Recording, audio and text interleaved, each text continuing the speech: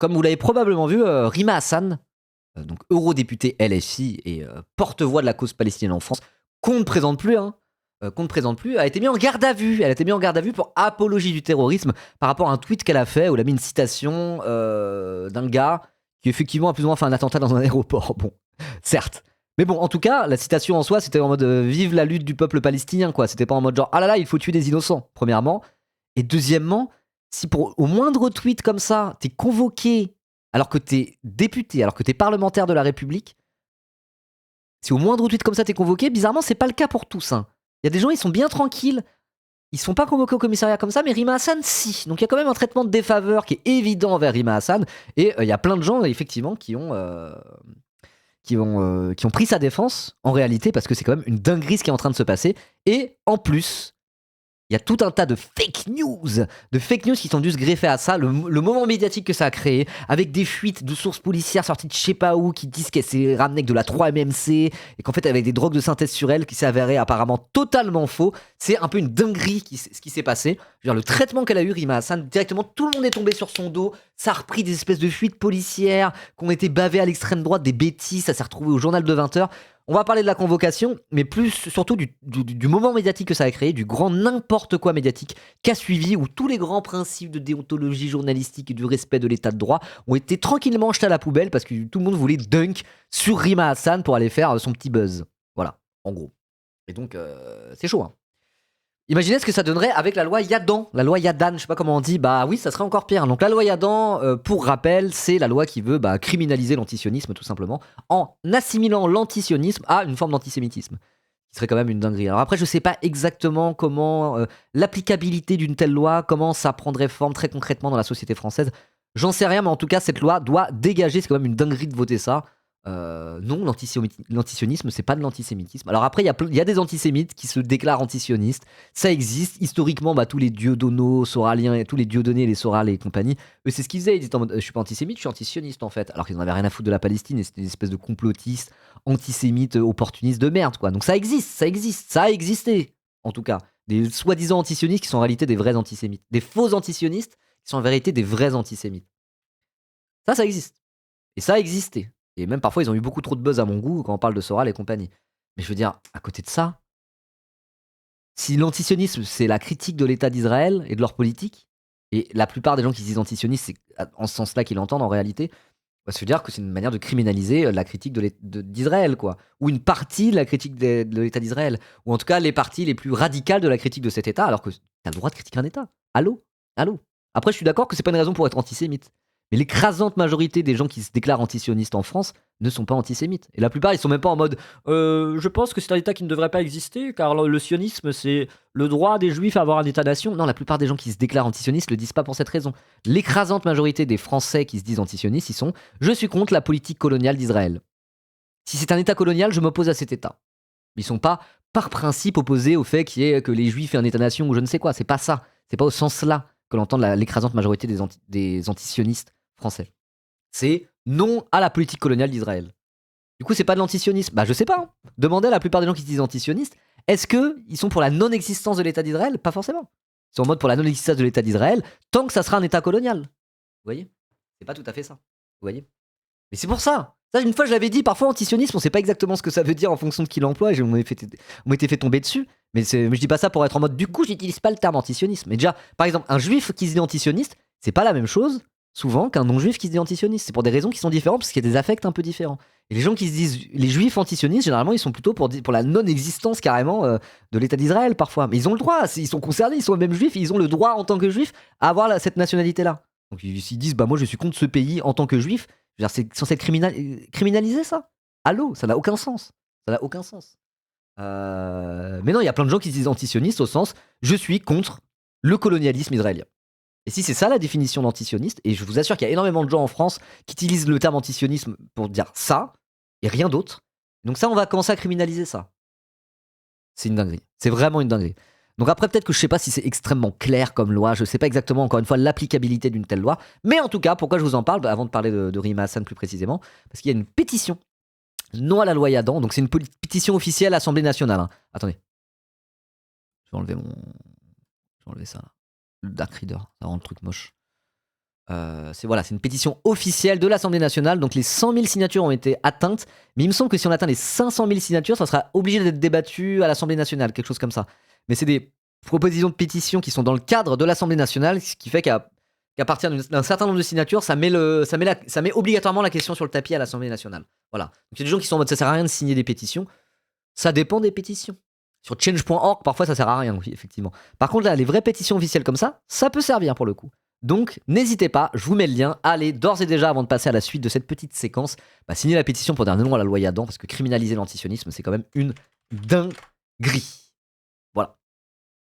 Définition, l'antisionisme désigne la contestation idéologique et politique du sionisme et de l'État d'Israël. Ouais, non, mais ça, en politique, généralement, t'as pas forcément une seule et même définition. En tout cas, il y a plein de gens qui disent je suis antisioniste. Ils sont pas pour la contestation de la politique du sionisme et de l'État d'Israël. Contestation de l'État d'Israël, c'est pas dire, encore une fois, c'est pas ce que j'avais dit, c'est pas dire les juifs, il ne peut pas y avoir d'État-nation juif. C'est différent de dire ça. Et il y a des gens, y compris des juifs, qui disent non, le sionisme, ça veut dire le droit à l'auto-émancipation du peuple juif à travers un État-nation, comme font énormément de peuples dans le monde. Et du coup, l'antisionisme, c'est nier le droit aux juifs d'avoir leur État-nation. Il y a des gens que pour eux, c'est ça l'antisionisme. Là, déjà ta définition, c'est pas tout à fait celle-là. Mais t'as d'autres gens qui s'interprètent, qui se revendiquent antisionistes, et eux, leur définition, ça va être je suis contre le colonialisme israélien. C'est pas tout à fait pareil, vous voyez. Donc c'est pour ça, cette loi, elle pue la merde dans tous les cas, parce qu'il y a comme un flou autour, et dans tous les cas, ça participe évidemment à cette criminalisation des voix pro-palestiniennes, des voix qui s'opposent à la politique coloniale d'Israël. Et donc en fait, signer la pétition, cette loi, c'est de la merde. Voilà. Après, c'est de la com, les mots ont un sens. Ouais, mais en politique, les mots parfois sont ambivalents. Et un mot comme sionisme, antisionisme, en fonction de qui parle et de qui l'utilise, c'est pas exactement la même chose. Voilà. Je veux dire, comme gaulliste. Exactement, comme le gaullisme, il y a 12 interprétations possibles. Les mots sont parfois ambivalents en politique et surtout ils sont changeants au fil du temps. Donc non. Par exemple, dire sioniste, avant la création de l'État d'Israël, avant même le tout début du projet sioniste à la fin du 19e, Théodore Herzl et compagnie, le concept de sioniste, c'est un concept qui était avant tout un concept du judaïsme, un concept qui était plutôt religieux, de l'ordre de la théologie quasiment. Avant le projet sioniste concret, vous voyez ce que je veux dire? Donc même le terme sionisme, il a évolué au fil du temps avec la création de l'État d'Israël, etc., etc. Donc c'est pour ça. Dire l'antisionisme, c'est l'antisémitisme. À partir du moment où les concepts sont par essence mouvants, quand c'est des concepts politiques, ça pue la merde. Ça pue la merde. Voilà. Ok? Donc n'hésitez pas à signer la pétition. Et maintenant, on va passer à la suite et parler de cette affaire Rima Hassan finalement. Alors je fais quoi? J'en ai marre de lire des articles. On a beaucoup lu d'articles aujourd'hui. Mais est-ce qu'on lirait pas quand même ce petit article de l'UMA pour faire un petit résumé? Et après, du coup, on va regarder un peu tout le pataquès médiatique qu'il y a eu autour de ça. Ouais, on va commencer en lisant l'article, au moins le début. Après, on switchera de l'un à l'autre, quoi. Voilà. D'accord? Après, Ribot dans la sauce, dès le début, le sionisme, c'est un projet colonial avec la déclaration Balfour. Oui, non, mais le terme sionisme existait chez les juifs pour des raisons plus théologiques et religieuses, bien avant la déclaration du Balfour. Ce que je disais, à partir du moment où le projet sioniste concret a commencé à exister à partir de Théodore Herzl, c'est à peu près cette époque-là, justement. Mais avant ça, le terme sioniste existait, et quand des juifs l'utilisaient, c'était un truc, ça concernait les juifs et de leur rapport à la foi, au judaïsme. Voilà. Ce terme-là, il existait avant ça. C'est ça que je disais. C'est le rapport à Sion. C'est un truc un peu, voilà. Oui, c'est ça que je disais. Mais oui, je suis d'accord. Il n'y a pas eu de projet sioniste qui s'est appliqué de manière non coloniale de fait, même si on peut imaginer que ça aurait pu se faire autrement. Vous voyez. Bref.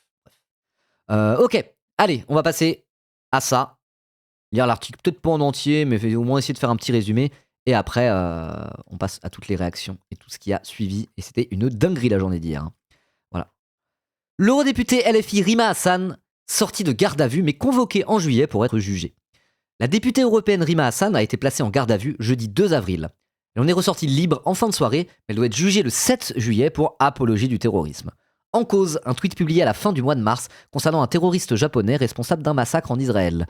La publication avait été signalée au parquet par le ministre de l'Intérieur, puis l'Organisation juive européenne et la LICRA. Je connais pas du tout le JE. Mais bon, ok. L'eurodéputée insoumise Rima Hassan a été placée en garde à vue jeudi 2 avril au matin. L'élu en est ressorti libre en fin de soirée, mais elle doit être jugée le 7 juillet, on vient de le dire. Le tweet au cœur de l'affaire, publié le 26 mars, concerne Kozo Okamoto, ancien membre de l'armée rouge japonaise, reconnu responsable du massacre de 26 passagers à l'aéroport international Ben Gourion en Israël. Le terroriste a été formé par le Front populaire de libération de la Palestine. Alors j'ai été un peu regardé, et l'attentat, c'était en 1972, hein, donc c'était il y a longtemps. Donc apologie du terrorisme sur un truc qui s'est passé en 1972 déjà, je sais pas trop. Et après, je sais pas, moi j'ai pas de suivi de l'histoire, mais Kozo Okamoto et son attentat, ça avait l'air un peu bon. Je sais pas si c'est des méthodes d'action que moi je défends personnellement, hein. Voilà. Mais une fois que t'as dit ça, peu importe. Ce qu'elle a mis, le tweet, c'était une citation de ce gars-là pour dire vive la lutte du peuple palestinien. Facile de dire terroriste, c'est un peu bizarre le propos. Bah, de fait, quand tu regardes l'attentat de 1972 dans l'aéroport, ça arrivait avec des calages et ça tirait sur des civils et ça a tué 17 portoricains qui étaient même pas israéliens. Bon. Si c'était vraiment apologie du terrorisme, c'est intemporel, en vrai, Ribo non. Je sais pas. Je sais pas trop. Et peut-être que Rima Hassan aurait mieux fait de pas faire ça. Mais du coup, enfin, ce que je veux dire, c'est qu'il y a toujours ce 2 poids 2 mesures et que directement c'est convocation en garde à vue, tatati tatata, alors qu'il y a tout un tas de gens qui font des choses toutes bien plus graves encore et qui sont pas inquiétés. Il y a genre de toute manière une hyperfixation médiatique et répressive autour de Rima Hassan et c'est ça qu'on va dénoncer. Mais effectivement, moi je vais pas commencer à défendre Kozo Okamoto, je connais pas toute cette histoire, mais voilà. Et après, c'est la même chose qu'avec le 7 octobre, on n'est pas fan de la méthode, mais on renie pas la légitimité de la résistance palestinienne. Mais voilà, c'est ça, la légitimité de la résistance palestinienne, ok. Mais là, en l'occurrence, pour l'attentat de 1972, le truc avait l'air un peu shady sur les bords, hein, de ce que j'ai cru lire. Voilà. Mais après, je suis pas un spécialiste du sujet. Ce dont on va parler aujourd'hui, c'est ce 2 poids 2 mesures, ce forçage absolu sur Rima Hassan et surtout toute la séquence médiatique qui a suivi. Je vais pas revenir dans le détail sur ce truc de 1972. Bien, merci. Parce qu'en vrai, voilà. Et dans tous les cas, c'est pas un retweet, mais c'était juste un tweet, quoi. Voilà, il y a ce côté-là. Pendant ce temps, Attal cite Drummond sans que ça inquiète personne. Bah, voilà.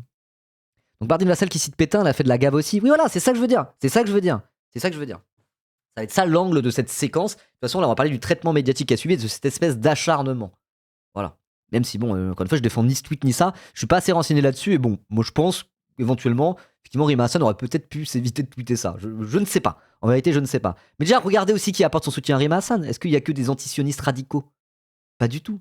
Il y a Chloé Ridel du Parti Socialiste. Elle, sur Israël, elle est pas très radicale, voire absolument pas du tout, Chloé Ridel. Et Chloé, attendez, je vais vous montrer le tweet. Hop là. Et Chloé Ridel a dit, oh là là, c'est une dinguerie ce que prend Rima Hassan. Même elle, alors qu'elle est au PS.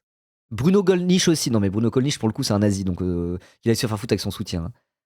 Lui, pour le coup, faux antisionisme, mais vrai antisémite, Bruno Gollnisch, je pense qu'il rentre dans cette catégorie. Je pense vraiment pas que c'est un move à faire de dire, bah regardez, c'est fou, même Bruno Gollnisch, il est plus responsable que les autres. Bruno Gollnisch, c'est un putain de nazi en puissance et qu'il aille se faire enculer. Voilà, moi, c'est mon avis définitif sur Bruno Gollnisch. Commencez pas à jouer avec ça. Bruno Gollnisch. Allô, le gars il est sur la ligne Jean-Marie Le Peniste à l'ancienne dure. Le gars c'est un nazi ce mec là, genre. Donc absolument pas. Hein. Mais regardez, Chloé Ridel, qui est pourtant très loin d'être une insoumise et une antisioniste de je sais pas quoi là. C'est une eurodéputée PS, elle a dit « Tout est disproportionné dans la garde à vue requise contre la députée européenne Rima Hassan en violation de son immunité parlementaire, quels que soient nos désaccords. A-t-on mis Louis Sarkozy en garde à vue quand il souhaitait aux Palestiniens qu'ils crèvent tous ?» Bah elle a raison. Elle a raison. Camarade Chloé Ridel, plus que Bruno Gollnisch, hein. Voilà. J'ai infiniment plus de respect pour Chloé Ridel que Bruno Gollnisch pour une très simple et bonne raison. Bruno Gollnisch est un nazi, littéralement. Il a été condamné pour négationnisme. Donc son soutien, qu'il aille bien se faire enculer, ce fils de pute. Voilà, je peux le dire. Ça va. C'est pas parce qu'un gars il a vaguement défendu Rima Hassan qu'il l'a fait pour des bonnes raisons. Et surtout Bruno Gollnisch, qui est un authentique antisémite, je pense que s'il défend les pro-palestiniens, c'est pour des très mauvaises raisons. Hein. Très très mauvaises raisons. Donc non, qu'il aille se faire foutre. Dire, même Bruno Gollnisch a été plus digne. Non. Non. Qu'il aille se faire enculer. Voilà. Ridel est une camarade? Non, c'est pas ce que j'ai dit, mais là-dessus, sa prise de parole par rapport à ça est digne. Et donc, soutien critique à cette déclaration. Mais surtout pour dire, Bruno Gollnisch, c'est un très mauvais exemple, mais que des personnes comme Chloé Ridel soient d'accord avec nous pour dire que tout est disproportionné dans cette garde à vue, qu'il y a un 2 poids 2 mesures, et qu'on n'a pas mis Louis Sarkozy en garde à vue quand il souhaitait aux Palestiniens qu'ils crèvent tous, ça montre bien que ce soutien à Rima Hassan et cette observation que vraiment il y a eu un acharnement contre elle massif, au mépris d'une bonne partie de l'état de droit et de la déontologie journalistique vu les fausses infos qu'on fuitait. Voilà, il n'y a pas besoin d'être un insoumis ou un antisioniste pour être sur cette ligne-là. Voilà. C'est juste pour ça que je voulais vous parler de Chloé Ridel. Bref, donc c'est pour ça qu'on va pas rester sur ce tweet-là. En vérité, le vrai fait politique, c'est plus tout ce qui est arrivé derrière. Le 30 mai 72, avec 2 autres camarades japonais, Tsuyoshi Okudaira et Yasuyuki Yasuda, j'essaie de pas écorcher les noms, pardon, ils tirent sur la foule de l'aéroport. Ce drame sera nommé massacre de l'aéroport de Lod. Yasuyuki Yasuda est tué dans l'attaque, tandis que Tsuyoshi Okudaira prend une balle perdue. Kozo Okamoto, donc c'est lui, la citation de Rima Hassan, c'était lui, est arrêté et condamné à la prison à vie par un tribunal israélien. Dans son tweet qu'elle a supprimé, elle aurait écrit Kozo Okamoto, 2 points. Donc c'est une citation de Kozo Okamoto. Hein. Elle a pas dit vive le massacre de 1972. Donc peut-être qu'elle a tweeté un peu trop vite, j'en sais rien. Mais en gros, le cœur du tweet, c'était la citation. Et la citation, c'est j'ai consacré ma jeunesse à la cause palestinienne. Tant qu'il y aura oppression, la résistance ne sera pas seulement un droit, mais un devoir. Si elle a tweeté ça, Rima Hassan, c'est probablement parce que dire tant qu'il y aura oppression, la résistance ne sera pas seulement un droit, mais un devoir, c'est littéralement sa ligne depuis le début, quoi. Depuis le début. Après, elle tweet beaucoup, elle sert beaucoup des réseaux sociaux. Peut-être que là, elle a tweeté un peu trop vite, c'est pas impossible. Mais de là à la foutre en garde à vue, alors qu'il y a tout un tas de gars sur CNews qui passent leur temps à étaler leur fiel, à avoir des propos génocidaires dans la plus totale impunité, ça dégage, quoi. Voilà. Donc elle a été convoquée sous le régime de la garde à vue, ce qui est hallucinant étant donné qu'elle s'est toujours rendue à toutes ces convocations, a agi auprès de l'AFP, une source au sein de la France insoumise. C'est un nouveau cap franchi dans le harcèlement judiciaire visant à faire taire les voix qui défendent les droits des peuples palestiniens, a déclaré l'entourage de Rima Hassan, et je suis tout à fait d'accord avec ça. Faut arrêter de lui trouver des excuses. Non, mais je suis pas en train de trouver des excuses, je suis dans mode le tweet. Bon, bah, effectivement, là, il y a eu un truc comme ça, mais c'est pas trouver des excuses. Mais quand il y a des 2 poids, 2 mesures comme as, enfin, je veux dire, c'est pas comme si elle s'était pris une shitstorm sur ce tweet. Tout le monde s'en est battu les couilles de ce tweet, ça a même pas créé de shitstorm médiatique. C'est garde à vue direct, et ça, c'est anormal, et là-dessus, elle a subi un traitement de défaveur. Et c'est ça que je pointe du doigt. Voilà. Après l'acharnement médiatique politique sur les réseaux, les campagnes de désinformation organisées depuis Israël, le déchaînement contre les militants palestiniens en France continue dans les commissariats de police. A réagi Clémence Guettet. La pression continue de s'accentuer sur celles et ceux qui dénoncent le génocide à Gaza et la colonisation en Palestine, regrette la députée insoumise et vice-présidente à l'Assemblée nationale. On parle donc de Clémence Guettet. Bon allez, on va tout lire rapidement et après on passera aux réactions. Rima Hassan placée en garde à vue par la police malgré son immunité parlementaire pour un simple retweet. Alors c'était un tweet, mais bon, c'était voilà, genre elle a mis juste une citation. Et signe pour sa part Mathilde Panot. Dans la France de Macron, la criminalisation des opposants politiques passe encore un cap.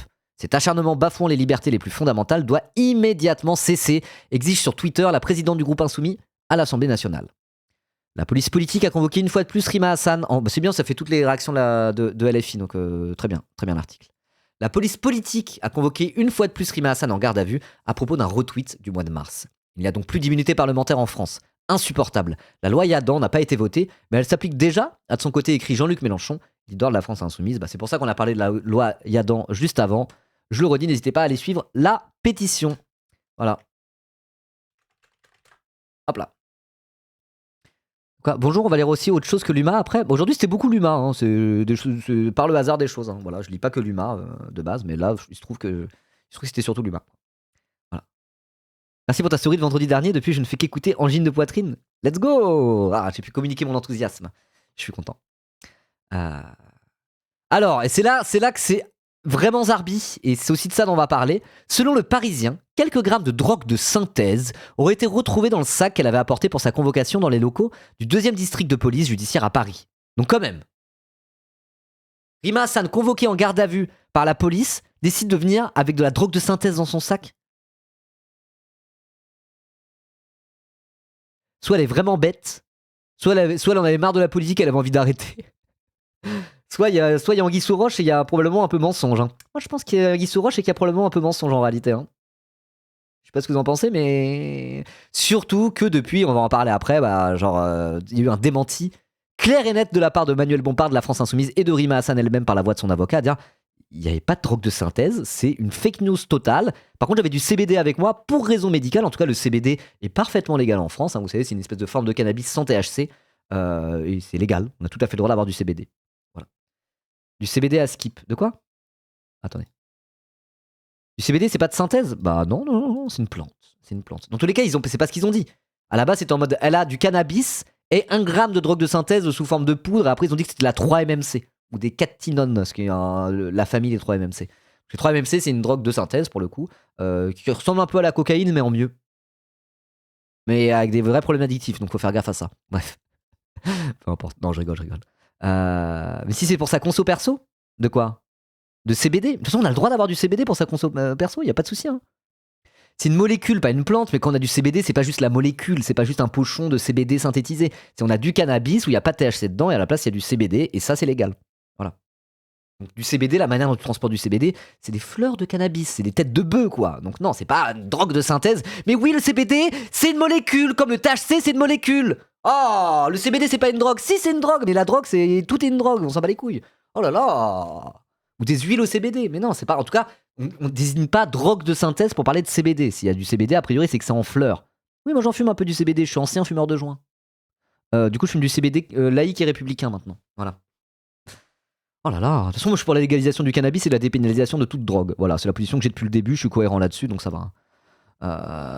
Dans tous les cas, cette histoire de drogue de synthèse, on ne sait pas d'où ça sort. On ne sait pas d'où ça sort, il y a eu un démenti. Et cette histoire de 1 gramme de cannabis, bon bah s'il se trouve que c'était du CBD, on a tout à fait le droit. Voilà, c'est pas un stupéfiant en tout cas le CBD, tout à fait, selon la loi française. Comment s'ils savent si c'est du CBD ou du thé? Bon, généralement. En plus, quand t'achètes du CBD, ils disent bien gardez le pochon fermé avec l'étiquette. Si vous baladez avec du CBD et que la police ne peut pas vérifier que c'en est, ils peuvent très bien vous kébar pour possession de cannabis, parce qu'il faut faire des tests. Et il y a aucune manière visuellement, normalement, de différencier de la bœuf au CBD légal et de la bœuf classique. Voilà. Bref. Bref. En tout cas, extrêmement bizarre cette histoire. Extrêmement bizarre. Après sa sortie, l'eurodéputé a écrit sur X que, sur la base de fuites illégales, j'ai dû subir des accusations m'imputant la possession de plusieurs drogues. Ces accusations sont totalement fausses, a-t-elle dénoncé, précisant que seule la présence de CBD avait été constatée, ce qui est parfaitement légal. Tout à fait. La fouille des effets de Rima Hassan a révélé la présence de matières s'appartenant d'une part à du CBD et d'autre part à de la 3-MMC, une drogue de synthèse, sur laquelle elle a été interrogée. A de son côté indiqué le parquet à l'issue de la garde à vue. Ces éléments sont disjoints et feront l'objet d'une procédure distincte, a-t-il précisé. Donc c'est Zarbi cette histoire. Déjà à la base il disait cannabis et drogue de synthèse, ça s'est transformé en cannabis et 3-MMC. Maintenant c'est CBD et 3-MMC, mais la France Insoumise et Rima Hassan disent que tout est faux. Et si c'était vrai, je pense ils seraient en train d'essayer de faire, je sais pas, du damage control, quelque chose, mais ils diraient pas juste c'est totalement faux et on va porter plainte pour diffamation. Qu'est-ce que c'est que ces fuites bizarres? Je sais pas. C'est bizarre. Hein.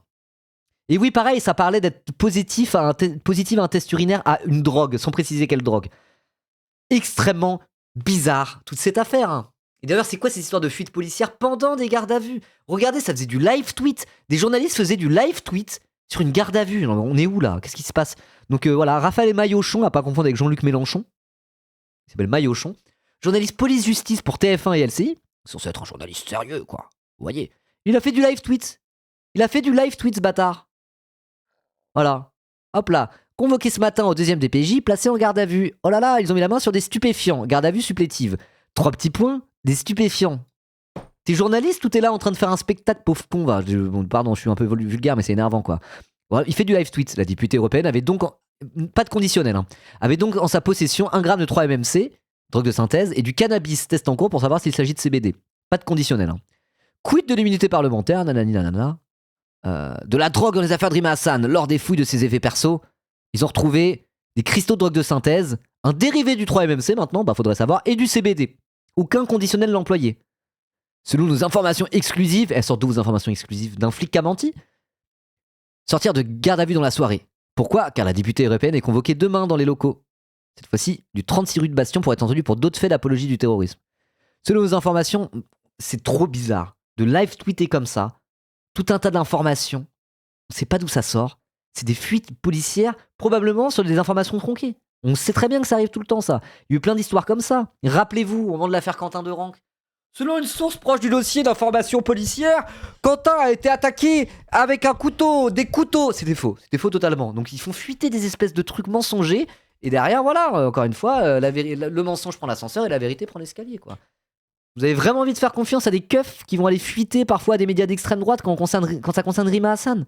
Allons bon. Et on a d'autres histoires comme ça. Des policiers dans le 93 qui contrôlent un jeune dans la rue et qui jettent un petit pochon de cannabis à ses pieds pour dire: eh là là, c'est quoi ça monsieur, vous êtes un dealer? Ah, on va vous prendre et vous emmener au poste. C'est des choses qu'on a déjà vu qui ont été documentées.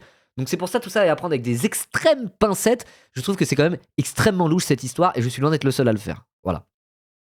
Et la BACT dans les Yvelines, moi j'aime pas trop la BAC des Yvelines pour les avoir un peu fréquentées. Autre information de Raphaël Maillochon, oh là là là là là là. Le test urinaire de Rima Hassan fait apparaître un résultat positif à une drogue. À une drogue, on sait pas ce que c'est. On sait pas ce que c'est, à une drogue. D'ailleurs, ça a été vite, hein. Normalement, quand tu fais des tests urinaires, faut que ça aille dans un labo, faire les analyses, tu l'as plutôt le lendemain. Là, ça a été très très vite et c'est positif à une drogue, on ne sait pas laquelle.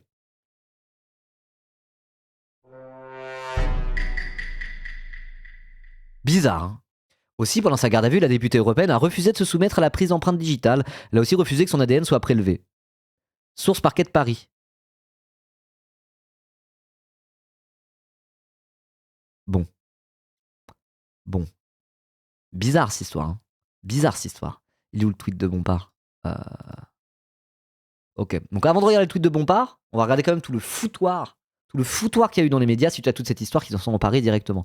Donc vous savez quoi, on va lire le tweet de Rima Hassan et de Bompard avant, et après on se fait tous les extraits pour voir un peu le niveau de n'importe quoi que ça a été, quoi. Tout simplement. Donc, Rima Hassan, à la sortie de sa garde à vue, qui dit: je réserve l'ensemble de mes déclarations à la conférence de presse que mon avocat et moi tiendrons demain après-midi. Donc là, ça va être dans pas très longtemps, mais bon, moi je stream le matin. Pendant toute la journée, sur la base de fuites illégales, et c'est important de le rappeler, t'es pas censé avoir des infos pendant une garde à vue, normalement, tout ça, voilà. Hein. Tout ça, c'est quand même réglé. Enfin, c'est pas réglé, mais il y a des règles pour encadrer tout ça. Et typiquement, quand tu vas à garde à vue, tu as le droit d'avoir un avocat, ou même un avocat commis d'office si tu n'as pas d'avocat directement.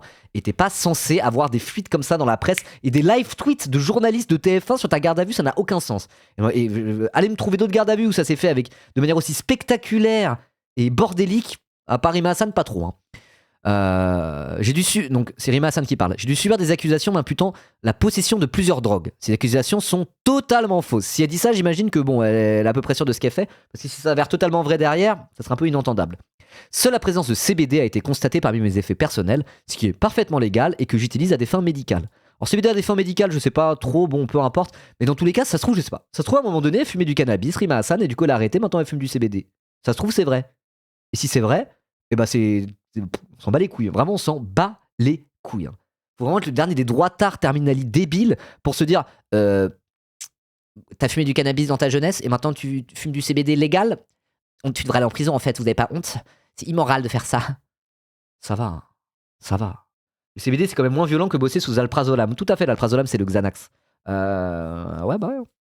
Je sais pas, c'est dit à des fins médicales, bon ça se trouve c'est une ancienne fumeuse. Ça se trouve c'est une ancienne fumeuse de joint, si c'est le cas, bon bah qu'est-ce que vous voulez hein. En tout cas le CBD c'est vrai que ça peut aider à trouver le sommeil et apaiser, et c'est totalement légal. Voilà. Mon avocat engagera des poursuites pour diffamation contre toute personne ayant propagé ou relayé ces fausses rumeurs. C'est pas souvent qu'on voit des gens de LFI menacés de porter plainte pour diffamation. En vérité, ils le font pas trop. C'est pas Frontière, typiquement, ou Nemesis, qui est là en mode genre: mon avocat a déposé 120 plaintes hier, alors les gauchistes, ça vous allez moins rire. On attend du nouveau des 120 plaintes d'un Discordia. Hein. C'est pas trop le style de LFI de faire ça. Donc là, à partir du moment où ils dégainent ce genre d'éléments de langage, entre guillemets, je dis ça au sens noble, enfin pas de manière péjorative, c'est a priori qu'ils sont plutôt sûrs de leur coup, j'ai l'impression quand même. Hein. Le tweet de LR de la mère au shit. Ah non, envoie ça. Envoie. J'ai vu un tweet de Marion Maréchal sur Twitter qui disait: LFI est un narco-parti. Un narco-parti. Ah oui, c'est Marion Maréchal, ouais. C'est celle qui disait à l'élection de Zoran Mamdani: New York est devenue une ZAD islamiste à ciel ouvert. Et là, elle parle de LFI comme étant un narco-parti. Ça va. Déjà, t'es nazi, t'as de leçons de donner à personne, grosse loseuse. Bref. C'est quoi ça? Oh là là là là là là là là là. Oh, le très respectable parti de gouvernement, les Républicains. Tuez-moi. Hein. From the river to the shits.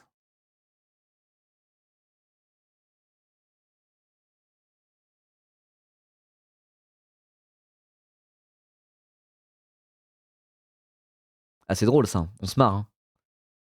Ah, on se marre. Hein. Tiens, Fibre Tigre. Pas terrible et pourtant vous êtes pas haut de base dans mon estime. Yes. Fibre Tigre. Fibre Tigre. Pourquoi ça met des notifs WhatsApp alors que j'ai coupé WhatsApp? Qu'est-ce que c'est que cette merde? Peu importe. Ok, bon bah ouais, bah ça pue la merde. Hein. Très bien. Voilà, donc il y a Manuel Bompard, pareil, qui a renchéri sur la communication de Rima Hassan en qualité de coordinateur de la France Insoumise. On lit ça, bon, ouais, voilà. Il l'aurait dit en caps lock, elle n'avait aucune drogue sur elle, seulement du CBD parfaitement légal. C'était pas la première fois que des fuites sont organisées, etc. Le ministre de l'Intérieur et le ministre de la Justice doivent diligenter immédiatement des enquêtes internes pour sanctionner les responsables de ces pratiques et y mettre un terme. Les journalistes qui ont diffusé ces fausses accusations infamantes, sans aucune prudence, doivent présenter leurs excuses et rétablir la réalité des faits. Nous saisissons l'ARCOM pour que des sanctions soient prises contre ces médias.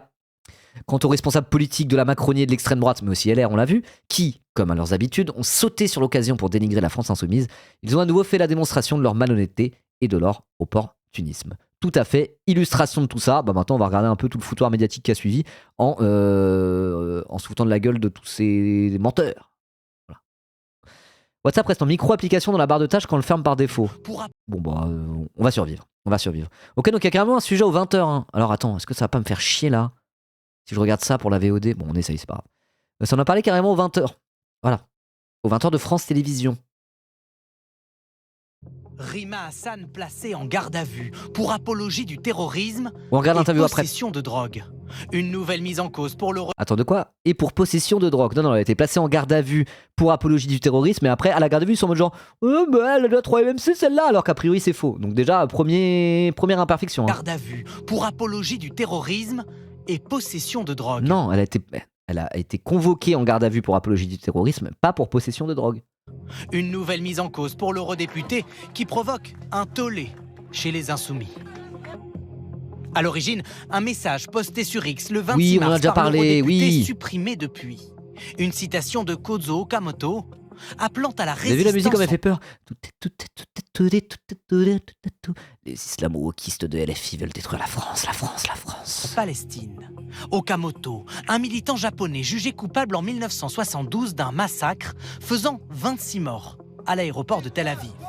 Le message de Rima Hassan est alors signalé à la justice par une association juive et un député RN. Non, député. Ah, mais je le reconnais, lui, c'est le gros bouffon qui voulait interdire les transmusicales de Rennes parce que c'était le lobby transgenre. Lui, c'est mon préféré du RN, c'est vraiment le bouffon originel, lui. Vraiment, hein. 35 de QI, hein. Ah, c'est très très grave, hein. Quand même, ce gros blaireau a voulu interdire les subventions publiques aux transmusicales de Rennes parce que c'était un festival transgenre, selon lui, alors que les transmusicales de Rennes, c'est un festival de musique qui existe depuis les années 70, quoi, qui est un peu une institution en France. Voilà. Et d'ailleurs, le méga buzz en gym de poitrine, c'était en feat avec les transmusicales de Rennes. Rennes sur la carte à l'international. Let's go! Mais voilà, c'est transmusical, je sais plus pourquoi, mais à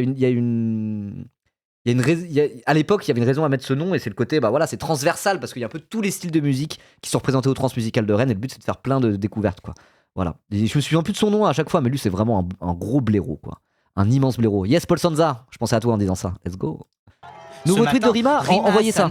Priorité au direct. Convocation de la police dans ce commissariat parisien. Elle est alors placée en garde à vue pour apologie du terrorisme. Mathias Renaud, c'est ça, merci. Ses effets personnels sont fouillés. Les policiers font état d'une petite quantité de drogue retrouvée dans son sac. Selon nos informations, elle indique aux enquêteurs l'avoir achetée en Belgique dans un cadre légal d'après elle. Contactés, les élus insoumis n'ont pas souhaité réagir face à notre caméra. C'est pas clair cette histoire, hein, c'est pas clair. Il y a 30 infos différentes. Et le coup du test urinaire positif à une drogue, on sait pas laquelle, on en parle? Ils en parlent? Pourquoi ils en parlent certains sur Twitter mais pas à la télé? Bizarre, hein, il y a du bruit dans les informations qu'on fuite, et si vous voulez mon avis. Hein. Mais tous s'insurgent sur les réseaux sociaux du placement en garde à vue d'une eurodéputée pourtant protégée au titre de son mandat d'élu européenne. Pour Jean-Luc Mélenchon, il n'y a donc plus d'immunité parlementaire en France, insupportable, écrit-il. Attention, priorité au direct, nouveau tweet de Rima Hassan. Ok. Ah ouais, d'accord, bah, je vous propose d'arrêter de regarder ce sujet, il est pas intéressant, c'est juste pour montrer que voilà, ça a été jusqu'aux 20h de TF1 quand même. Ils disent quoi après là? Oui, machin, conseil constitutionnel, immunité parlementaire, professeur de droit à l'université de Lorraine, oui, ok, d'accord. Nous sommes au courant, le Parlement est en contact, bon, allez, bah les couilles. Hop là, on va plutôt faire ça.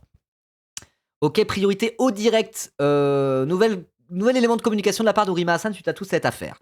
Quelques éléments importants avant la conférence de presse de 17h, d'accord, ça sera à 17h. Il est quelle heure? 13h, c'est dans 4 heures. Ok. C'est toutes les procédures pour lesquelles j'ai été auditionné jusqu'à présent en audition libre qui ont été classées sans suite. 13 sur 16 au total, en grande majorité des plaintes déposées par le lobby pro-israélien en France, ciblant mes opinions politiques sur le génocide à Gaza et la Palestine. Plainte de Bellamy, François-Xavier Bellamy, classé. Appel au soulèvement à Sciences Po, classé. Légitimité de la lutte armée à Gaza et sur l'action du Hamas, classé. Et toutes les autres qui s'y assimilent, 13 sur 16 donc. Ok. Sur les 3 procédures restantes encore ouvertes, celle d'hier sur la citation de Kozo Okamoto qui donnera lieu à une audience le 7 juillet. Donc c'est un V pour dire je pense que je serai victorieuse. Elle est juriste en droit international donc je pense que oui, a priori elle sait ce qu'elle fait quoi. Et les 2 auditions de ce matin sur le one by one de l'article faisant référence aux activités du Hamas contre les milices affiliées à l'État islamique, soutenues et financées par Israël à Gaza. Plainte là aussi déposée par l'organisation juive européenne, l'OJE. Ok, d'accord. Et l'organisation juive française, l'OJF, qui ont l'air d'être des trucs communs et qui ont l'air d'être des grosses orgationnistes diffamantes, quoi. Puis une plainte déposée par le collectif d'extrême droite Némésis, bah tiens encore elle, pour un post en collab d'un collectif étudiant qui dans sa publication a relayé un tag ciblant Némésis. Post qui a été supprimé par ce même collectif étudiant le même jour à la demande de Rima Hassan. C'est le truc de Némésis plus la pisse là ou autre chose? Bon, je sais pas. Enfin, sur la question de la drogue. J'avais sur moi du CBD hier. en me rendant à ma garde à vue utilisée à des fins médicales. Sur les 2 CBD que j'avais, l'un était testé conforme à ce qu'ils vendent légalement, et le deuxième, selon les enquêteurs, contenait des traces de drogue de synthèse qui auraient été rajoutées à la résine de CBD. Ok. J'ai fait savoir que j'avais acheté légalement ce CBD. Des vérifications sont simplement en cours sur l'origine de ce CBD pour corroborer mes déclarations. D'accord, donc l'histoire de drogue de synthèse, c'est par rapport à ça. Donc c'était pas un pochon 3-MMC. Donc le truc de oui, c'est de la 3-MMC, la drogue du chemsex. Et on a vu des articles du Parisien, des trucs comme ça, dire 3-MMC, drogue du chemsex. C'est la même drogue que Andy Carbrat. Regardez, c'est tous des salcamés, des partouzeurs. En fait, elle avait 2 types de CBD différents. Donc un peut-être, en fonction de la vacheté, c'était pas clair, qui avait peut-être des traces de cannabinoïdes qui sont pas classés selon la France et des trucs comme ça. Ok, on comprend mieux l'histoire de drogue de synthèse. D'accord. Parce qu'il y a des types de CBD où ils mettent des cannabinoïdes dedans qui ne sont pas que du CBD. Ils le mettent en plus. Voilà, du THCP, du CBDX. Pendant un moment, il y avait le H4 CBD aussi. Des trucs comme ça. Et en fait, c'est des cannabinoïdes un peu bizarres qui parfois ne sont pas classés par la loi ou parfois après coup sont rendus illégaux. Et c'est un peu le bordel dans l'industrie du CBD et tout. Mais ça reste des trucs qu'elle a acheté légalement, quoi. Ok. Donc il n'y avait pas de pochon de 1 gramme de drogue de synthèse, quoi. La fameuse drogue de synthèse, c'est du CBD avec peut-être des traces d'autres molécules cannabinoïdes qui ne sont pas du CBD. Et qui pourraient éventuellement être encadrées par la loi française, mais de quoi elle l'a acheté quand même légalement. Moi j'ai déjà acheté du H4 CBD dans un bureau de tabac en France. Une semaine après, ça avait été interdit le H4 CBD. Je l'avais quand même acheté légalement. Hein. Ça m'avait défoncé d'ailleurs. J'avais pas trop aimé. Ok, d'accord, on comprend mieux. Bah, alors, du coup, parfait parfait que le communiqué tombe maintenant, parce qu'on va comparer ça à tout le bordel médiatique qu'il y a eu derrière. C'est quand même grave, quoi. Ça a mis des photos avec des photos de pochons de trucs en disant c'est la 3-MMC, ce sont des catinones. Non mais n'importe quoi. Ah ouais. Donc des vérifications sont simplement en cours sur l'origine de ce CBD pour corroborer les déclarations de Rima Hassan. Ok. Donc c'est Rima Hassan qui parle. J'ai aussi effectué un test urinaire qui a confirmé la seule présence de faibles traces de THC due à la consommation du CBD, ce qui a été confirmé par le médecin. Et ça c'est légal aussi. C'est une question de dose en fait. Et c'est pour ça qu'en dessous d'une certaine dose de THC, en France, étant donné que le CBD c'est légal, je vous explique après, en fait c'est pas un délit. Et effectivement, tu vas acheter du CBD légalement, on peut pas enlever l'intégralité du THC du cannabis, y compris quand c'est du CBD légal. Il faut que ça soit à 0,3% de THC maximum. Et donc si tu fumes du CBD, dans des tests urinaires, si tu en fumes tous les jours par exemple pour trouver le sommeil ou ce genre de choses, tu auras des traces de THC dans tes tests urinaires, mais à des taux tellement bas qu'en fait, ça correspond à une consommation de CBD légale. Ok, donc tout s'explique. Elle avait du CBD avec elle, c'est devenu le CBD de la drogue de synthèse parce qu'il y avait peut-être des traces de cannabinoïdes pas encore encadrées par la loi, et ça c'est la faute du vendeur de CBD, c'est pas la faute de Rima Hassan. Et le test urinaire positif à une drogue, ça serait trace de THC liée à cette consommation légale de CBD. Et c'est devenu Rima Hassan vient au commissariat avec un pochon 3-MMC, la drogue des partouzeurs gays. Mais wesh, mais c'est quoi ce niveau de désinformation? Qu'est-ce que c'est que cette merde? C'est bon, ça y est, je comprends mieux. J'étais en mode, il y a Anguille sous roche, elle peut pas. Qu'est-ce que c'est que ces conneries? Ouais, le niveau de mensonge.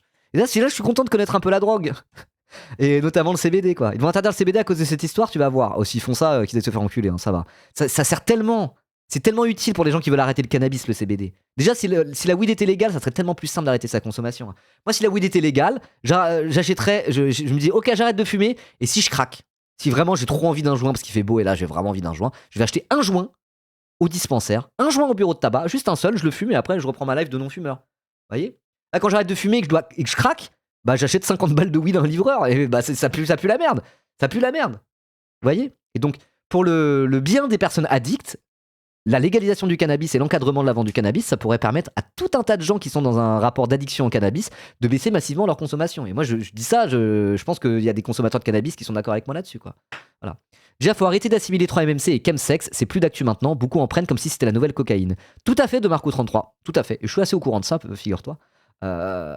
Effectivement, hein, c'est assez hype dans les soirées techno et très très loin des milieux chemsex, même si historiquement c'était pris avant beaucoup dans les milieux chemsex. Mais oui, mais quand je dis ça, justement, c'est en mode, c'est toute la propagande, et là c'est plus l'extrême droite qui le fait, qui sont en mode, c'est tout le temps la 3-MMC parce que pour eux c'est une sale drogue de dégénérés qui fait des soirées chemsex, quoi. Et ça leur permet d'avoir un espèce de narratif avec la part d'homophobie et de procès en dégénéré de la part des gens qui pourraient consommer la 3-MMC. Vous voyez? C'est pour ça qu'ils parlent de 3-MMC direct, parce que pour eux c'est une sale drogue de gays dégénérés par tous heures, quoi. Ce qui n'est pas le cas en vérité. Voilà. Et dans tous les cas, force à tous mes sales gays dégénérés par tous heures du chat s'il y en a. Force à vous, on est ensemble. Enfin, on n'est pas ensemble, mais bref. Quand je dis ça, je reprends les mots de l'extrême droite pour expliquer leur narratif. Mais évidemment, c'est pas ce que je pense. Voilà. Ok. Donc toutes les informations qui font référence à la détention de drogue sont fausses et ont été sciemment relayées dans le seul but de me nuire dans le cadre des procédures dont je fais l'objet. Et je me réserve la possibilité d'engager des poursuites en ce sens. Merci pour tous les mots de soutien et de solidarité. Mais de rien. C'est normal. Moi, j'en ai fait un aussi. Voilà. J'en ai fait un. J'ai écrit solidarité avec Rima Hassan face à la répression qui s'acharne sur elle, mais qui laisse les pires racistes et génocidaires étaler leur fiel dans les médias à longueur de journée.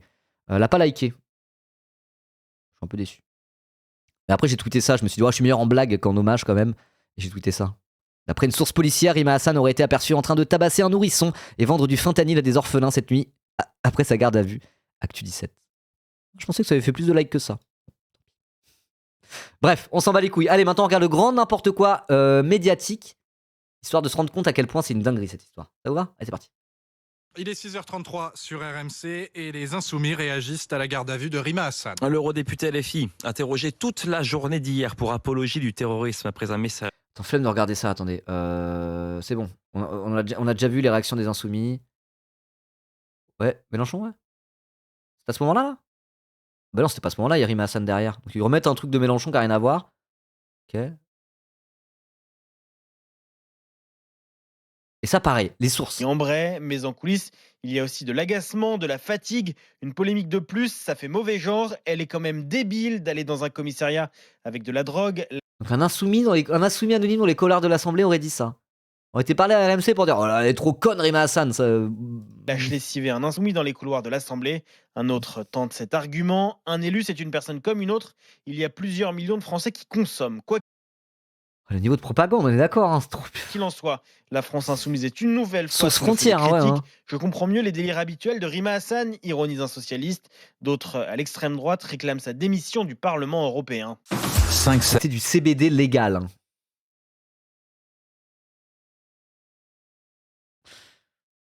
Ok. Bref.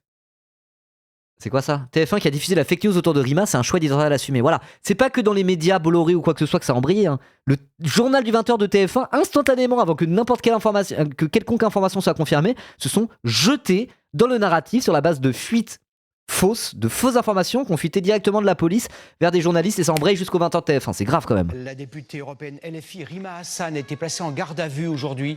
Elle était initialement convoquée pour des faits d'apologie du terrorisme. Les policiers ont découvert dans son sac plus d'1 gramme d'une drogue de synthèse.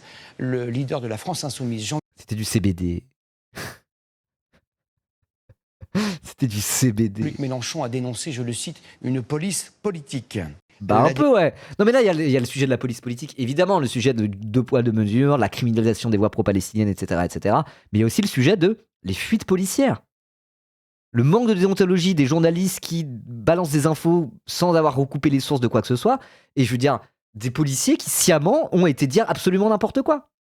À des journalistes probablement d'extrême droite et tout le monde a embrayé. Jusqu'à Gilles Boulot du TF1. Et effectivement, c'est ce que tu disais tout à l'heure Germaine. C'est en mode... Les pires débiles, on gobe leur narratif. Alice Cordy qui est en mode genre, pour le pauvre petit Quentin, simple jeune catholique fan de mathématiques et de philosophie qui faisait notre service d'ordre, a été victime d'un guet-apens à main armée par des dangereux antifas. C'est pas ce qui s'est passé. Et tout le monde a gobé le narratif et l'a redit pour dunker sur la France insoumise. Là, c'est pareil avec des fausses informations qu'on fuité à propos de flics probablement d'extrême droite. Et il y avait un autre truc là que tu disais tout à l'heure, où c'est les pires débiles qui voient leurs informations relayées. T'avais un autre exemple Germaine, il était bien. C'était quoi ?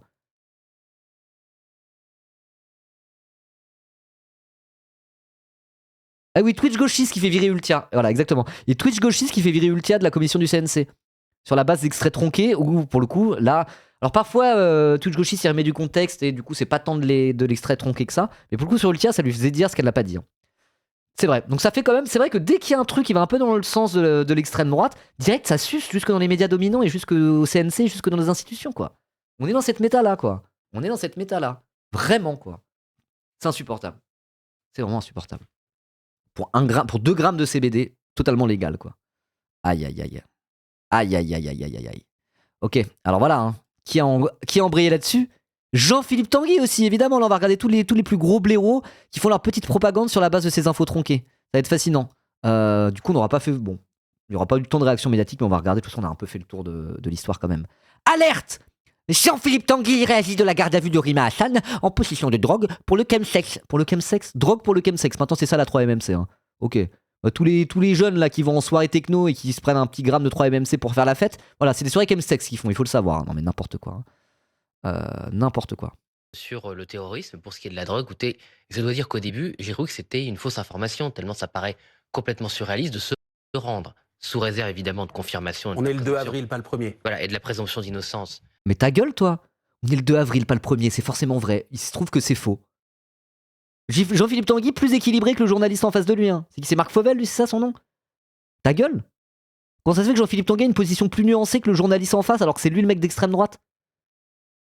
J'ai cru que c'était une blague, tellement ça me paraît totalement lunaire et totalement débile. Alors à voir si l'information est confirmée, mais je trouve ça après hallucinant. Hallucinant! De Madame Hassan, évidemment. Si c'est avéré, ce serait quand même... Mais il prend quand même un peu des pincettes, il dit si c'est avéré, vous voyez? Il utilise le conditionnel, c'est fou genre. C'est fou qu'un gros blaireau comme Jean-Philippe Tanguy soit plus nuancé et une meilleure déontologie journalistique carrément, quasiment, que les journalistes mainstream de plateau télé, alors même qu'il est en train de dunker sur Rima Hassan de LFI quoi. Waouh. Extrêmement choquant. Bon, je rappelle, sans faire le lien, parce qu'il n'y a pas de lien systématique, mais enfin ce serait quand même au moins la 3e affaire de détention de drogue chez les Insoumis, puisqu'il y a M. Boyard qui l'a revendiqué lui-même. C'était avant qu'il soit insoumis, il a voulu faire le malin sur le plateau de TPMP à dire mais moi aussi j'ai vendu de la weed pour financer mes études, c'est dur quand on vient de la rue. Oui, Boyard, je les connais les vendeurs de weed. Hein. Il a rien fait du tout, c'est juste pour payer sa conso, peut-être pendant 6 mois de sa vie, il a revendu vite fait des 2 grammes de shit à ses potos en se faisant une micro-commission dessus, mais c'était pas un dealer. Hein. On les connaît les dealers comme ça. Hein. Il était pas là en bas des blocs à tenir le Binks, hein, le Banks. Bref. Mais en tout cas, il a quand même utilisé le conditionnel, Jean-Philippe Tanguy. Hein. Être un dealer, et M. Carba sur le terrorisme. Et monsieur Carbra a confirmé consommer de la 3-MMC aussi. Hein. C'est quand même une folie. Hein. C'est un narco-parti. Il va falloir les interdire si les informations sont confirmées. Au moins, il a dit si les informations sont confirmées, il a quand même utilisé tout du long le conditionnel. Hein. Et bah, que TF1, France Télévisions, BFM TV et à peu près tous les médias dominants et télévisuels se prennent une leçon de déontologie journalistique par Jean-Philippe Tanguy du Rassemblement National, c'est quand même fou. Hein. C'est quand même fou. Hein. Mais bon, pas soutien critique à Jean-Philippe Tanguy, qu'il aille se faire foutre quand même. C'est un fasciste. Moi, j'aime pas. Mais voilà, on va de mal en pis. Nous allons de Carib dans Scylla, les amis. Mathieu Vallet. Le détestable Mathieu Vallet, ancien syndicaliste policier, devenu eurodéputé. Et bon, alors je sais que je fais beaucoup de blagues sur les choses, mais là, quand même, j'ai un souci avec Mathieu Vallet. Qu'il ait une calvitie, c'est son droit. Ainsi soit-il. Mais genre, pourquoi il laisse quelques cheveux ici? Mais un petit coup de tondeuse. Petit coup de rasoir, pourquoi il décide de garder les 4 cheveux juste là alors qu'il est chauve et qu'il se rase la tête? Je ne comprends pas. Franchement, j'ai du mal à comprendre. Pour le flow, mais non. Non. Moi, je dis que la France... Je dis ça, mais c'est même pas qu'il soit chauve, c'est la vie. Mais juste, il laisse pas les 3 cheveux qu'il y a ici, c'est inélégant, quoi. Voilà. Merci Marie Charivari. Marie Charivari, il est cool ce pseudo. Charivari, c'est très stylé comme concept. Merci beaucoup Marie Charivari pour le raid. Bienvenue, installez-vous. On est en train de parler de la fameuse affaire garde à vue de Rima Hassan. Drogue. Sachant que là, du coup, on a un peu plus la vérité. C'était du CBD, toute cette histoire. Voilà. Mais peut-être qu'il y avait des traces de cannabinoïdes de synthèse non encadrés dans un de ces 2 CBD. Mais elle a quand même acheté légalement. Ce serait la faute du vendeur, plutôt. Et le test urinaire, elle était positive à la drogue, soi-disant. En fait, c'est qu'il y avait des très légères traces de THC dues à sa consommation légale de CBD. Parce que le CBD, qui est légal, quand on achète, il y a quand même jusqu'à 0,3% de THC dedans. Parce que c'est comme ça, c'est la loi. Et donc... tout ça, c'était vraiment tout un tas de fake news. On en a eu une confirmation de plus là, il y a 1 heure, avec une nouvelle déclaration sur Twitter de Rima Hassan. Donc voilà, on en est là. Et donc là, on regarde un peu les enfoirés du RN tenter de dunker là-dessus sur la base d'informations tronquées qui ont fuité par la police, quoi. C'est quand même assez grave. Donc je fais un petit shout-out. Marie Charivari. Je ne sais pas qui tu es, mais hop, je lâche mon petit follow. Comme ça, je pourrai aller voir qui tu es. N'hésitez pas à aller lâcher votre follow aussi. Voilà. Allez, Mathieu Vallet, donc ancien syndicaliste policier. Peut-être que lui s'y connaît, hein. En flic d'extrême droite qui fait fuiter des infos tronquées à la presse de Bolloré, lui doit connaître ce lore-là pour le coup. Hein. Moi, je dis que la France insoumise, elle a un... La France insoumise? Parle normalement. Déjà, si tu sais pas articuler, mais là, pourquoi tu dis France insoumise? Ça va. Oh là là. Merci, on fait du commentaire d'actu politique et féministe notamment. Ok, trop bien. Bah, j'essaierai de venir faire un petit tour. J'avoue, je regarde assez peu Twitch depuis que je stream à temps plein. Mais si je vois ça en live, j'essaierai de venir faire un petit tour pour voir à quoi ça ressemble. En tout cas, voilà. N'hésitez pas à aller follow Marie Charivari. Un gros problème avec la drogue. Monsieur Carbrat, pardon de le redire, s'est fait interpeller en flagrant délit en ayant acheté sa consommation avec de l'argent public. Il avait été contrôlé en train d'acheter de la drogue, puis exclu temporairement de l'Assemblée nationale. Pourquoi il n'a pas été exclu définitivement, Madame Ahmet Pourquoi il est quand même mort? Mais ta gueule! Pardon? Parce qu'il n'avait pas à être exclu définitivement. Il a purgé sa peine. Ça va. Oui, Boyard, je ne sais pas ce que c'est que le pourquoi tous mes collègues du RN qui ont été condamnés dans les détournements de fonds européens à de la prison avec sursis, pourquoi ils sont encore à l'Assemblée nationale? Vous trouvez ça normal? Moi je trouve pas ça normal, mais pourtant c'est la règle de l'Assemblée nationale. Hein. Voilà, vous en jouissez bien plus que LFI en réalité. Hein. Ces petits copains du RN de son groupe parlementaire, certains ont été condamnés pour détournement de fonds publics, parfois même inéligibles, mais ils sont encore là à siéger parce qu'ils ont déjà été élus. Ça va? Oh, moi je trouve ça bien plus grave que de détourner des millions d'euros au Parlement européen que d'avoir acheté de la 3MMC parce qu'on a un problème d'addiction. Il y a quand même un gros problème de drogue chez LFI, il y a quand même un gros problème de QI très très bas chez le Rassemblement National, non? Que ça soit tout de suite, sans vergogne. Merci pour le sub, Tofu Sauvage. Merci beaucoup pour les 6 mois d'avance. Let's go. Sans complaisance. Et quand c'est les autres, et particulièrement l'extrême gauche, tout le monde est complaisant, visiblement. Mais je rappelle que Louis Boyard avait déclaré chez Monsieur Hanouna que pour subvenir à ses besoins, il vendait aussi de la drogue. Et là, Madame Hassan, maintenant, elle a aussi des substances qui, visiblement, sont classées stupéfiantes et son test urinaire est positif à une des drogues, disent vos confrères d'LCI TF1. Ils disent de la merde, les confrères de LCI. Maintenant, on a l'explication. C'est lié à une consommation légale de CBD, a priori. Oh, ils ont mis le tweet de Marion Maréchal. Non mais non, vous êtes sérieux, BFM TV? Tu vas mettre de toute cette affaire, on va mettre le pire tweet qu'on a trouvé sur Twitter par rapport à ça. Allez, on met quoi en image d'illustration? Le tweet de la très nazie Marion Maréchal. Non mais allons-y, c'est parfait, très bien. On est sur BFM TV, on n'est même pas sur CNews. Hein. Donc le tweet de Marion Maréchal, Andy Carbra et Rima Hassan les drogués, Louis Boyard le dealer, des narcotrafiquants qui fêtent la victoire à Creil ou arrêtés en meeting à Saint-Denis, une idéologie anti-police qui réclame le laxisme pour les dealers, numéro 1 chez les détenus aux élections. LFI est un narco-parti. Désolé, j'ai bavé sur mon micro en hurlant. Non mais... Déjà, LFI est ouvertement pour la légalisation du cannabis. Il y a une commission d'enquête ou je sais plus quoi, une commission parlementaire avec Antoine Léaumont de LFI et un macroniste qui était venu à la conclusion que si on a un cerveau, en vrai, on est pour la légalisation. Et on est tellement en retard par rapport à l'intégralité des pays d'Europe et d'Occident sur la légalisation du cannabis, sur la dépénalisation de certaines drogues, sur la décriminalisation des usagers de drogue pour des raisons de santé publique et de lutte contre le narcotrafic. On est tellement à la bourre. Mais Mathieu Vallet, t'es au courant de ça ou pas? Non, t'es au courant de rien parce que t'as de la pisse tiède à la place d'un cerveau dans cette boîte crânienne de chauve. Pardon, désolé, excusez-moi, mais j'en peux plus. Ah. Elle a aussi des substances qui, visiblement, sont classées stupéfiantes et son test urinaire est positif à une des drogues, disent vos confrères d'LCI TF1. Donc, au bout d'un moment, dans un pays rongé par le narcotrafic, où il y a des victimes innocentes qui sont exécutées, Fayed Hanim, 9 ans, ce canard dans... Mais si, madame. Mais si, ça n'a rien à voir. Elle a acheté du CBD. Elle est en mode genre, à cause de Rima Hassan, il y a des innocents qui meurent, cette sale droguée. Mais vas-y, tu vas bien bouffer une plainte dans la gueule et bien la fermer, toi. Quand vous achetez de la drogue, vous armez le Kalachnikov des dealers. Mais moi je dis que... Oh waouh. Kalachnikov des dealers. Oui, un frontière qui dit oh putain, je suis bouffi à cause de l'alcool et du shit. Là, ils s'en battent les couilles. Hein. Et en fait, moi je m'en bats les couilles. Hein. Qu'il y a un des mecs de frontière qui fume du shit et qui boit de l'alcool quand il fait des soirées avec ses potos, bah force à toi, mon ref. Qu'est-ce que tu veux que je te dise? On s'en branle. Hein. Et c'est le genre de truc de polémique.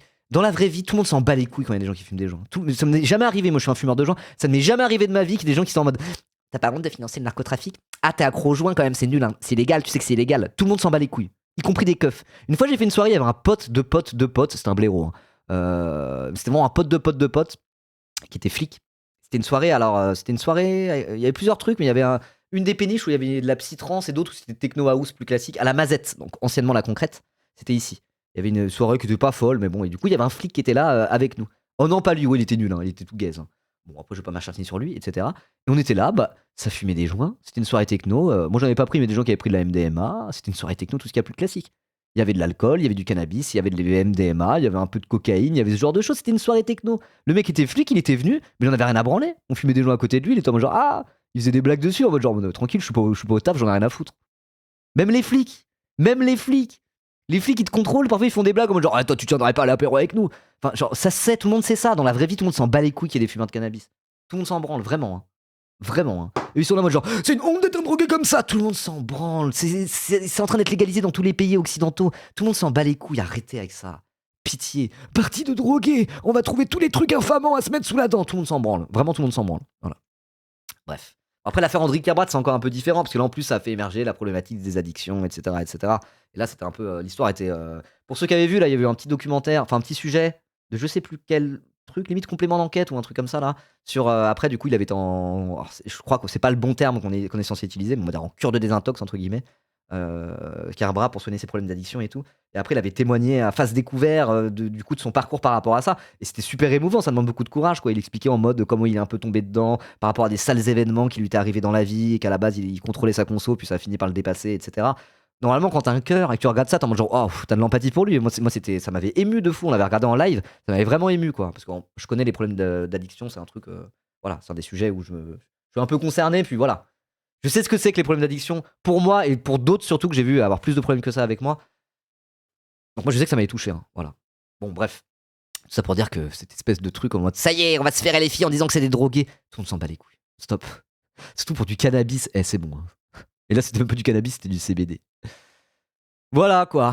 Bon bah voilà pour les réactions médiatiques quoi. Je sais pas. Hein. On a pas un peu fait le tour finalement. On a un peu fait le tour, hein. Non? Des questions? Vous avez des questions? Vous avez des questions ou pas? Non? Bon allez, vous pouvez ranger vos affaires. Mais non, vous restez assis s'il vous plaît. Non! Vous restez assis. Non, c'est bon, je vous dis, vous rangez vos affaires. Ça va sonner en 3 minutes, juste restez assis et vous sortirez quand ça aura sonné. Ça va. Oh.